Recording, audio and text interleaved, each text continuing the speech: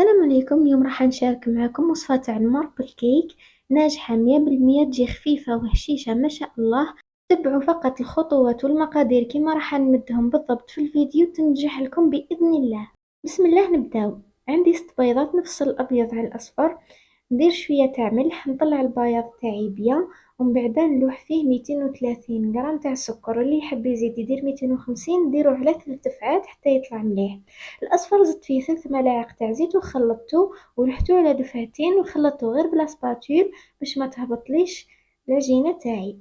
من بعد درت مغرفة تاع لافاني ودرت 180 غرام تاع فرينة مع باكي تاع خميرة، خلطتهم هكا مليح. ومن بعد نقصت شوية درت فيه الكاكاو، 2 ملاعق كبار تاع كاكاو مع 6 تاع ما، خلطته بيان. بعد زدت فيه شوية من العجينة تاعي وخلطته بيان وكملت حطيته معها باش ما يديليش الكلاكع. نحطو ضربة بيض وضربة اسود باش يدير لنا هذاك الشكل. حطيتها في الفور، طابت على 250 درجة مدة ساعة كاملة. نشعلو لها غير من التحت ما نشعلوش من الفوق، ومن بعد غير نديرو كوردون ونشوفوها الا راهي طايبه. الا خرج لنا مبلول نزيدو نخليوها تكمل طيب.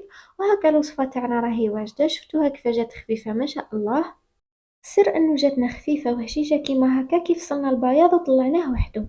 ان شاء الله تكون عجبتكم الوصفه تاع اليوم. صحتكم وسلام.